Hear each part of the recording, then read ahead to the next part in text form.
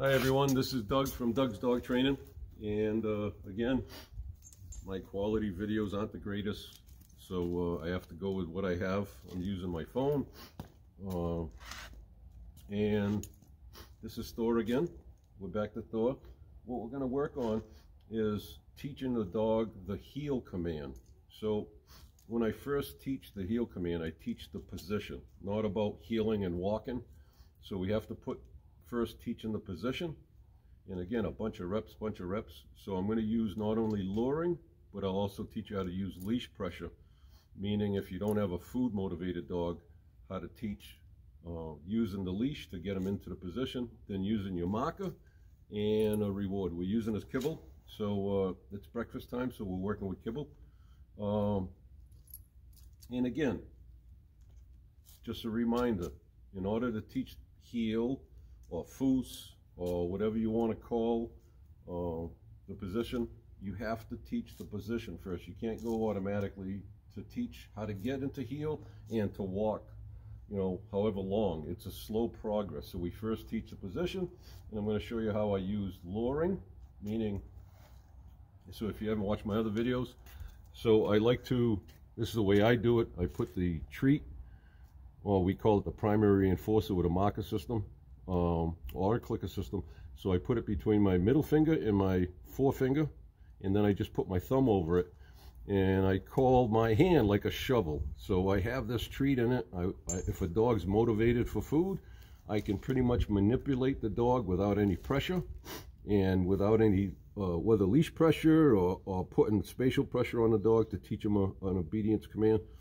And I first start teaching the dog without the command. Once I know the dog can get into that position, whether it's a sit or a down or into heel, we call that muscle memory. Then I go on to adding the verbal cue or the command, come on over here, or the command prior to any movement. So, or just as I stop movement. So it would look something like this. I have a leash on. Again, remember, we want to work with a leash at all times. I start with a 6-foot leash. So this way the dog just can't, if he's not so motivated, or you're just beginning and he's not engaged with you, meaning wanting to be with you, like Thor wants to be with me at all times. So, which is great. That's what we want, engagement. Him looking to me for, okay, what are we doing next? So ultimately, if the dog doesn't have a lot of motivation, or you're just beginning, it's very simple for a dog, a new dog or a new puppy, to like, okay, I want to smell that smell, or you hear something, he takes off. So the leash is to keep him from disengaging with us, and it's not a correction. It's just you stop and you use, I like to use my voice, so either a kiss a noise, click a noise, or call the dog's name and bring him back to look at us and engage with us and be ready for whatever I'm trying to teach him. What you eating? What you eating? Found some ice. So I like to teach the dog in front of me first. Back up, back. Good.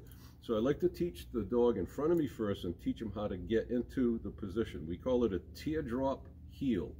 So the dog is looking at us, he learns to go on the side of us, turn into us, and then come into position of heel. And at that point, when I know he's in the right position that I want him in, and he's got a nice heel and he's straight, then I'll mark it with our verbal marker, which is yes, no. So if you just heard him and you've watched previous, one of his issues coming to me is a whine. And when he first came to me, it was all the no.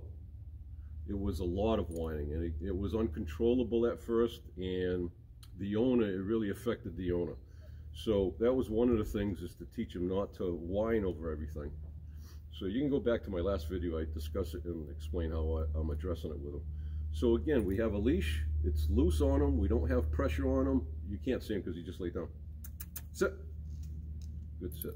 So I make sure the dog is engaged with me. He's got food motivation, so I didn't just feed him.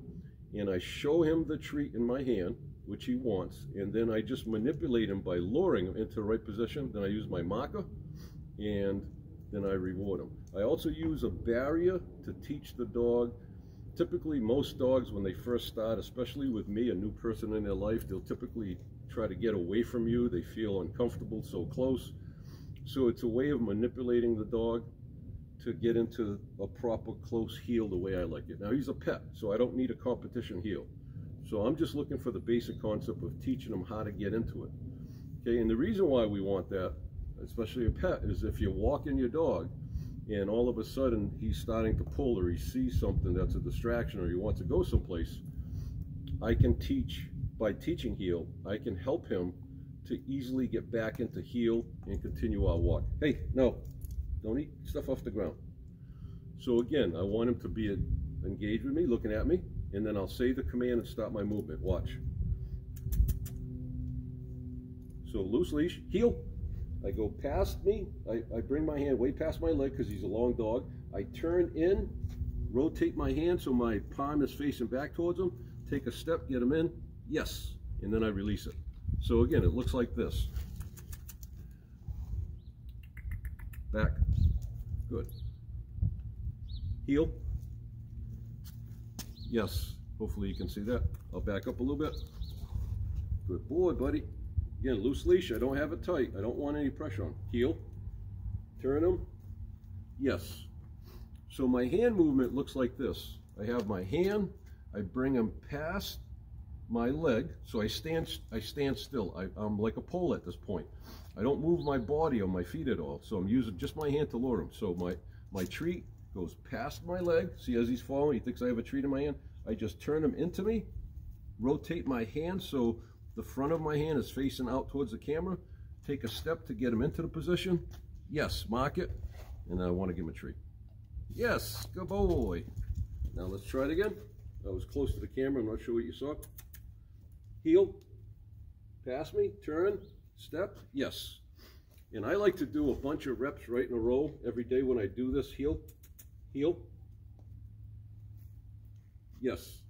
So again, he's a pet. I don't need a perfect competition heel. But as you can see, using the barrier, using our marker system, using his food drive, it's very easy to manipulate him. And then you just do reps. And again, I know I'm saying it again, but we want to get repetition, consistent repetitions, doing the same thing over and over, and using our marker system to tell them, yep, you're exactly where you are. So that's one way. Again, once I know that the dog doesn't need me to do all the luring, complete luring, heel, yes. Once I know he can do it without me using my hand, and again, that's a process. So over days, if I'm doing 10 or 15 reps, probably around day 3 or day 4, or maybe about the 4th or 5th training on the heel, and if you're doing 10 or 15, you'll see that you don't have to do all of it. You can just heel. Yes.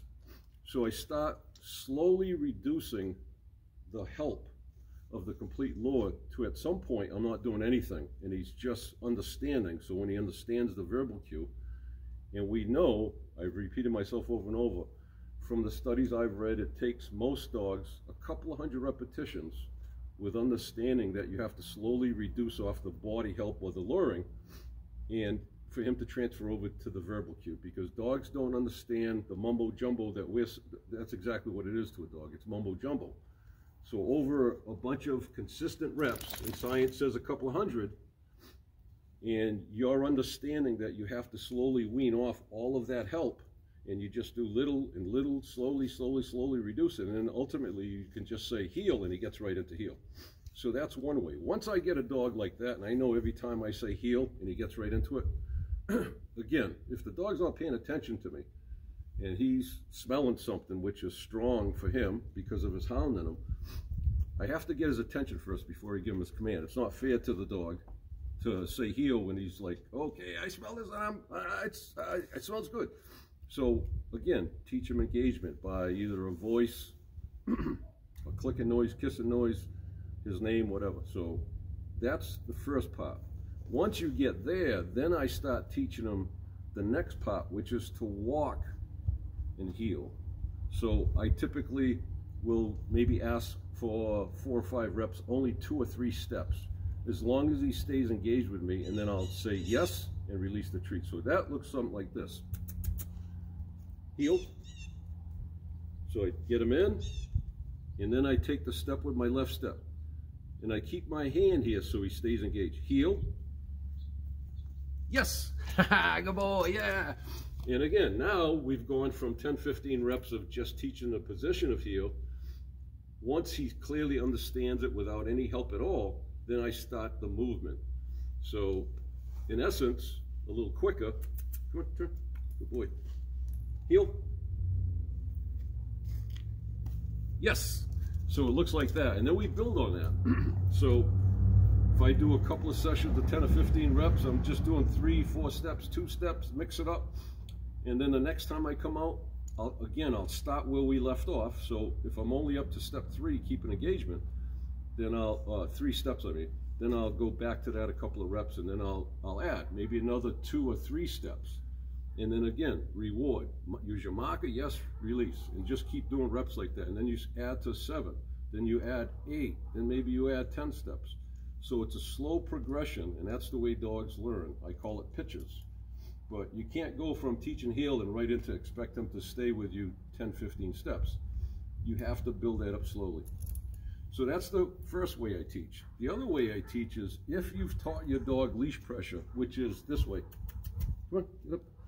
So I'm kind of manipulating with the leash to get them to turn.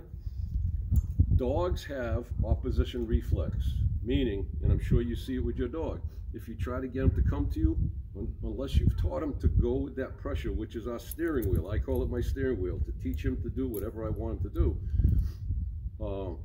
He's going to fight, and it's genetic. They're born with it. They can't help it. So we have to teach that leash pressure. And the way we teach it is, if I ask him to come this way, if he takes, so that's pressure on it. You can see it's tight. You see it on his collar. Hopefully you can see it. If I ask him to come with me and he takes 1 step when I first start teaching, yes, then I'll release that pressure. So I release the pressure of the leash on his collar, mark it with yes, and then I'll give him a treat when we're in the learning phase. Then, once I know he understands it clearly, he's not fighting me. Again, every dog's different. It could be just a few reps, or it could be 2 days of doing 10 reps of that. So again, I ask him to take a step forward. Yes, he takes a step forward. Now, mind you, I've worked this in the last couple of weeks, so he's easily going with me. Your dog may fight it. You just want to keep steady, slow pressure to keep him coming. You're not yanking it, you're not correcting him, you're not talking at all. All you're doing is teaching them, and to go backwards, again, it's just steady pressure backwards. Some dogs will go automatically in a set, back. Yes, takes 1 or 2 steps back, I release the pressure, I give him a treat. And when you continuously do that, we overcome that genetic predisposition to stop and fight it. Like, I'm not going with that. I don't like, you know, he's like, he won't come forward, he won't back up. And you work on that, and it's now easier to teach him what to do with our leash. So where that comes in handy is such as teaching the heel, teaching the sit when you do straight up pressure and maybe 1 finger on his butt, you release the pressure. You're walking with him and he tends to start to pull. You can say back, so you're using steady back pressure. He backs up, and then say heel, get him back into the position so he's not pulling. So hopefully that's you understand the concept of why we teach leash pressure, or at least I do. So in order to teach, once I teach leash pressure, then I can manipulate him into heel. So again, I'll do reps first to get him to understand what I want, and then I'll start putting it on cue, or the command, the verbal prompt. So it looks something like this. Heel. Yes. So he knows this, and it's a lot easier. Your dog may be fighting it. Again, you don't want to yell. You don't want to herky-jerky on the leash. You don't want to correct. You just steady pressure, and you turn him. Come on up. So again, I'll say heel. Turn him inside. Yes. So you see how I turn him inside towards me and bring him into the heel position where he is. Good boy, buddy. So that's the 2 ways of teaching heel.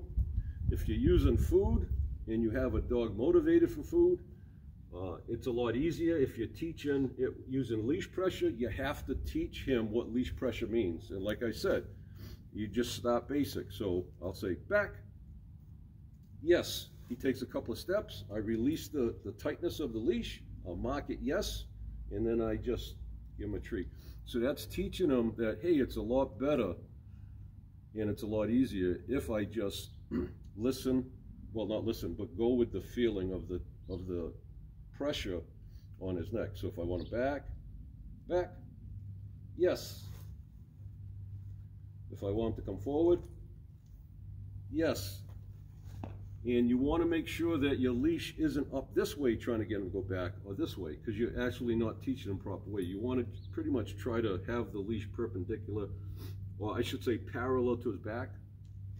Yes. Back. Yes. So you see how that leash is pretty much parallel to his back. So you don't want it up this way. Okay, so that's the two ways of teaching heel. And again, you want to work on a lot of reps so that at some point he transfers from the help of our body or our luring or the leash over to just saying the command, and he does it on his own. Then we will go towards heel. Yes. Then we'll go adding steps. And again, we don't go right away to 10 steps unless you've got a dog that's very easy to train and he just follows you. He doesn't have to look up at me. So typically for a working dog, especially if you're doing IPO, you want a dog looking up at you. You want a lot of bounce. You want a lot of, like a horse trot, how the horses trot, they lift their legs. So that's a lot of work with a puppy, just getting the puppy over and over and over, not only to come into heel and have a perfect heel, or the best, you know, the best you can do to get him into perfect heel. And then ultimately, when you say heels, when you step off, I always step off with my left leg. My left leg is everything for him. Back, back. So now he's fighting. Nope, back. Yes. So when I have that, then I start teaching, again, the step off. So he comes into heel, then I say heel with my left, always starting. And I always stop on my right and bring my left leg in. I know you can't see that, but that also becomes a part of him understanding, or your dog understanding that, okay, when he takes off with the left and I hear heel, I follow him. So for a competition dog, you want the dog looking up at you, looking up. So it looks like he's totally engaged with you. And I have some pictures and might even have some videos on my old dog, Finn, doing heeling. You can see what I mean. Yeah, so I think that about covers that. For him, I don't have to keep on heel. I don't need him to be looking up at me. It's fine if he's not totally eye-to-eye contact or eyes looking up towards me. He can look forward, which is fine, as long as he understands that he walks with his right shoulder close to my left leg, and that if he gets too far out, I can say back, get him back into a back position, or I can say back, so he backs up, he's not pulling, and I can say heel, and he'll get back and heel. Once the other part of, once I have him understanding the teardrop heel, no. So I gave him a slight correction. That was like the third time he whined. And, you know, as you saw, it was just a light pop, and he looked up at me.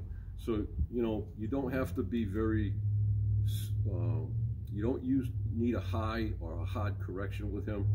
But the couple of times I said no, he's still doing it. And again, this is genetic. So it's not going to go away 100%. But I can just tell him that, no, that's not okay. There's no reason for you to be whining, number one.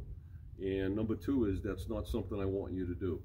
And that's about it. So once I get that going, and he clearly understands how to get heel there, then I'll do some different stuff. I'll have him behind me. I'll say heel, and again, I'll use my leash, something like this. So I'll do it from the back. So sit, sit, good, sit. So he's behind me, and I'll say heel, yes. And again, I teach him from all areas. So once he clearly understands how to get the heel facing you and going in, then I'll have him behind me, I'll have him on the side of me. And what you'll find is, because you've worked so much heel from teaching the teardrop way of heel, wait for the truck to go by. So once we teach that, then it's going to be a lot easier to teach him to get into heel from different areas. So if he's on this side of me, I'll teach him, again, I'll help him at first until he clearly understands it. Come on over here. Sit. Good. So again, loose leash when you're doing anything, unless you're teaching. So now he's off to the side of me. Heel. Yes. So this way the dog learns to get into the heel position from all different areas. But I start first, and that's where my baseline is teaching a bomb-proof heel from him either sitting, standing, or laying down in front of me, whatever the dog wants. I'm typically not looking for a command when he's in front of me. So, you know, if I have a dog that isn't paying attention, then I'll put him in a sit, and then I'll teach that way. But ultimately, I don't need him to sit or down. I just need him to be in front of me, and then we work on the heel. Hey, no. So hopefully that explains that. Now let's go into, this is for Mama and Dad. So let's go over the recall just to show where he is on the recall. Hopefully he doesn't embarrass me. So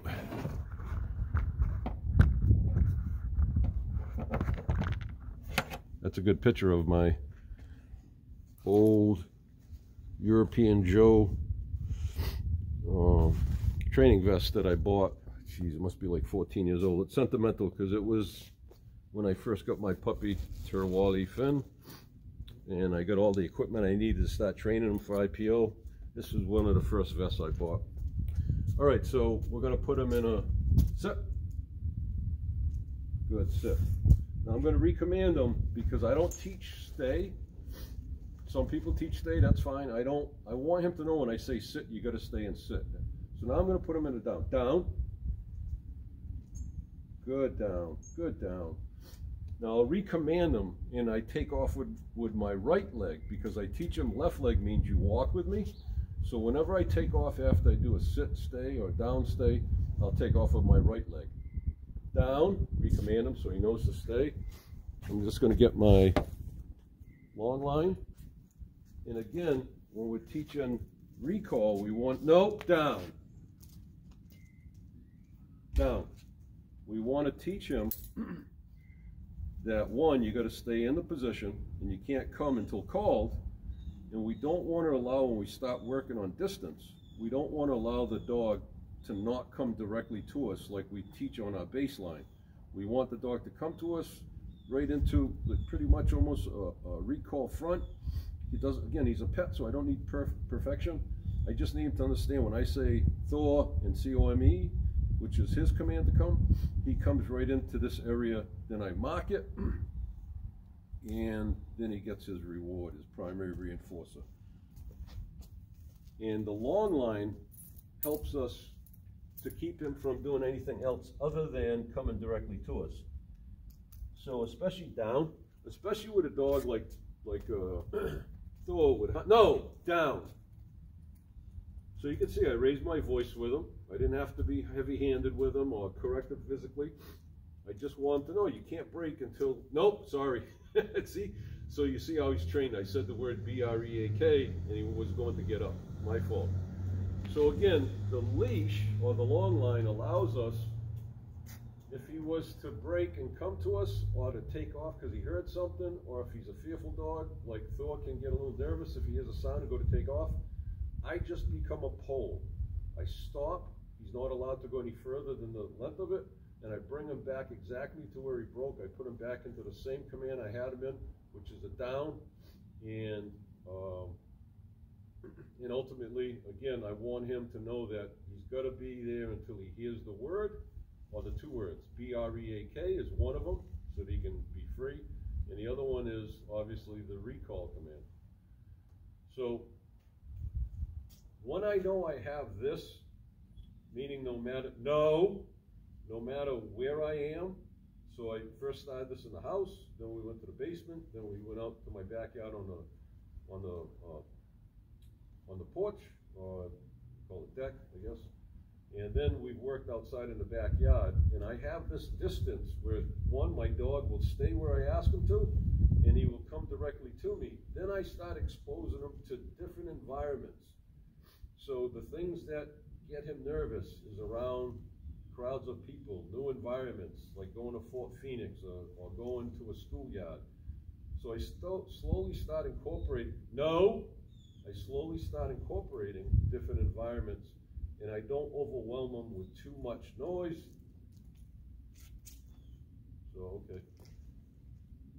I just want to make sure he wasn't breaking it. He's just rolling over and it is cold, so I'm going to get him off it.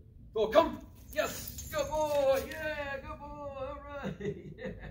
Go! Good boy, buddy. All right, good boy. Yeah. Okay. All right. All done. All done. So again, this has been a slow transformation for him from my home to my basement to my deck, and then slowly out to my backyard. And now, and because he's already more advanced than what it appears on camera, I want to be clear, I've been working on this for weeks. So we're also working at a field that I typically take my dogs to for exercise and training. But now I can stop bringing them to a different schoolyard, a new schoolyard, down to Fort Phoenix, where the people and the noises are a distraction for him. And I slowly go back to, I wouldn't use a 20-foot long line, I would go back to my 6-foot leash. I would do close-up recalls. I'd work on making sure he understands that he has to stay in a sit or down. Good boy, buddy. And yeah. And then I would slowly build the distance for the recall. And as well as my next video, and I said it in one of my previous videos, but my next video I'll show you the next step. I also work on recall. So when the dog's just walking and not paying attention, I'm using the same techniques. So I'm using the leash, I'm saying his name, and then because he's not paying attention, remember, he's out sniffing and seeing things, and then what I do is, as I say his name, maybe I can show you a quick one. My back will be to you. So I'll put him on the 6-foot leash. Hey, good boy. Hey, bud.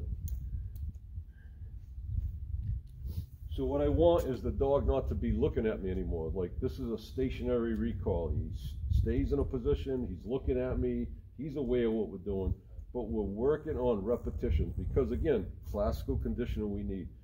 So the next step is to let him just be free as a natural dog. We're walking, he's not paying attention to me. Then what I'll do is I'll say, Thor, I'll back up, and as I'm backing up, I'm turning him, and as soon as I see him kind of turning towards me, I'm going to say, come, and continue backing up. Once he gets to me, I'm going to mark it and reward him. It's pretty much the same technique as a stationary, but now we have a dog not looking at us. So that's the next step.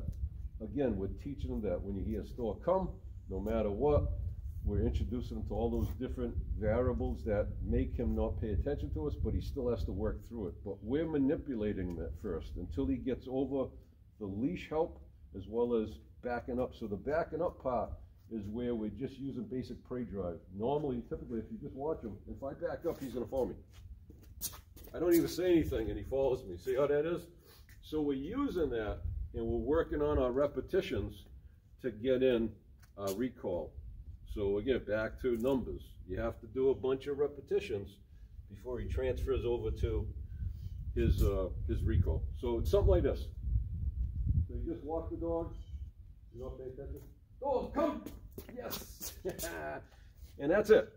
So that's the next step. But I don't do that step until I have a solid recall, a stationary recall. He's sitting someplace, laying someplace. I start off with the elevated bed. Then I transfer off the elevated bed, and I slowly bring them into new environments. I expose them to different stresses, or I should say not stresses, but distractions, a scent. So when you start going different places, there'll be different dog smells. From pee, he's gonna smell just being a typical dog, walking in front. And I use that to teach him through distractions that no matter what's going on, when you hear the word come, Thor come, that's what you do. You come back to mama or daddy or me as the trainer. Okay, hopefully that helps you with the heel command using luring. Again, get back to my treat. My treat is, and again, I practice, so typically if you're right-handed, you're going to use your right hand a lot to teach the sit, the down, the place.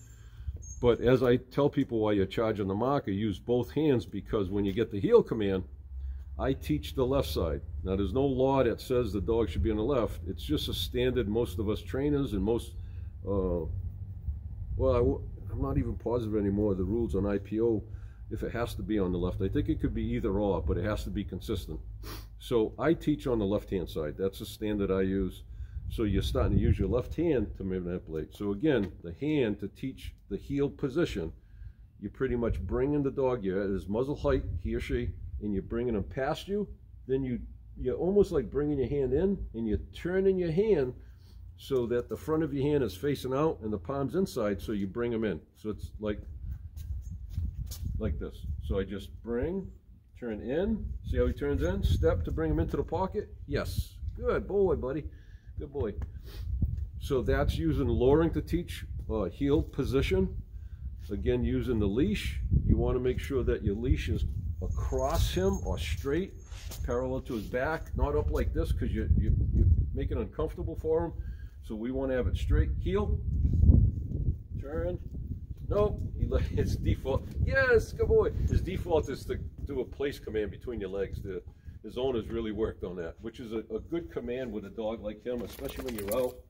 You can just say legs or place or middle or whatever your command is. If he's kind of nervous, he starts seeing something, and it's just a comforting when you're working on building confidence if you have a dog that's like that. So that was luring or leash pressure, or you can use both. So I can have a treat in my hand and use the leash and a treat. Heel. Yes. So the leash gets in the way, but right here on the ground. Good boy. And then going to the recall, we start stationary. So we don't ask for a lot of time on the bed. We slowly build up the time he's got to stay on the bed. We slowly build up the distance, and we teach him to come to us when he hears that mumbo jumbo of Thor come or Gary come or whatever, by backing up or even using a little leash pressure to get him off the bed and then back up. So as you see, he just follows. I'm not even asking him. Yes. And then over time, over repetitions, we slowly transfer into not backing up, no leash pressure, and then we know we're on, he understands the verbal prompt. Then we start adding different environments. Starts in your house or wherever he's comfortable in a certain room. Then like I said, I moved to my basement, different environment. Then we went outside on the deck, different environment. And now we're outside in the backyard. I also work on his recall and he's off leash trained now. So 9 out of 10 times he comes automatically to me. When I say Thor come, there are sometimes if he's got a strong scent and he's smelling, I have to say no, and I have to get a little louder, Thor come. But he's pretty much there, so now I can start bringing him different places and different environments and different distractions. So we have to teach him that no matter what's new to him, and typically what's new to him kind of makes him nervous and jittery. So we have to work through that. And again, always work on your leash, unless you're specifically working on off-leash recall. Okay, hopefully that was a helpful video if you're trying to teach heel and recall. And I'm sure I've said "and" a lot. Something I have to work on. I'm trying not to sniffle as much, although it's cold. Oops, excuse me. Although it's cold out here and I got a runny nose. And if you have any questions, leave a comment below, or if you know me, text me, and I'll gladly help you with your dog. Okay, thank you. Oh, by the way, please subscribe to my channel and like this video. I'd greatly appreciate it. Thanks. Bye.